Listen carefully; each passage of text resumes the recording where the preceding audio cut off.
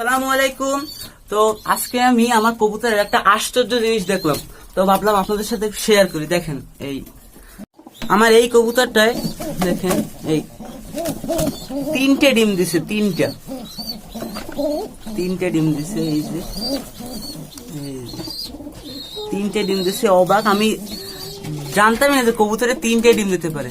আর এরা ডিমও পারে, বাচ্চাও ফুটায়, আর কিন্তু খাওয়ায় না, খাওয়াইতে হয় আমার। এই যে বাচ্চাগুলারে আমি নিজে খাওয়াইয়ে এত বড় বানাইছি। ওদের মা বাবা এগুলারে খাওয়ায় না, কি জন্য খাওয়ায় না আল্লাহ জানে। খালি বানাইছি, আলহামদুলিল্লাহ বড় হয়ে গেছে। আর ওইখানে আছে ছোট ছোট দুইটা, ওই দুইটারও খাওয়াইতেছি, দেখি ইনশাল্লাহ বড় হয়ে যাবে। আর এই জোড়াটা ডিম পাড়ার কথা, এখন পর্যন্ত ডিম পারে না। আয়, আমি খাবার দিয়েছি, খাইয়া পরে এই যে সরাই থেকেই রাখছে সব। এই যে আমার রেসার, খুব পছন্দের একটা কবুতর আমার। এই যে ডাকাটাকে শুরু করে দিচ্ছে, মাশাআল্লাহ।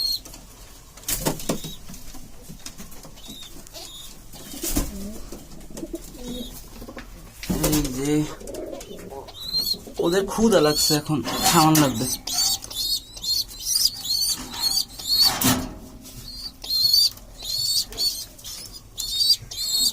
এই যে এই বাচ্চাগুলোরও আমি নিজে হ্যান্ড ফিডিং করাই বড় করছি।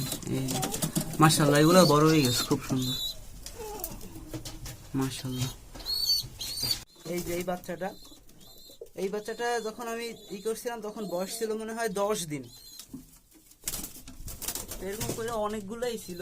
এখন এই একটা আছে বাচ্চা, এটারও হাতে খাওয়াইয়া বড় বানানো লাগছে। এই একটা, তারপরে এই যে কালো, এই একটা, আর এইগুলো তো আছেই।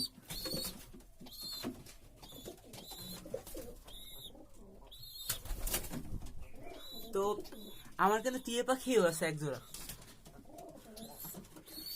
টিয়া পাখিগুলো এইখানে রাখা হয়েছে, বাইরেই থাকে। এই যে আমার টিয়া পাখি,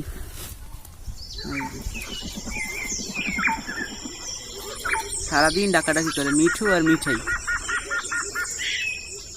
তো দেখলেন, তো পরে অন্য একদিন ইনশাল্লাহ আমি কবুতরের বাচ্চাকে কিভাবে হ্যান্ড ফিটিং করাই এইটা নিয়ে আলোচনা করব, আর হ্যান্ড ফিটিং করাইয়া দেখাবো ইনশাল্লাহ। তো আল্লাহ হাফেজ, আজকের ভিডিও এই পর্যন্তই।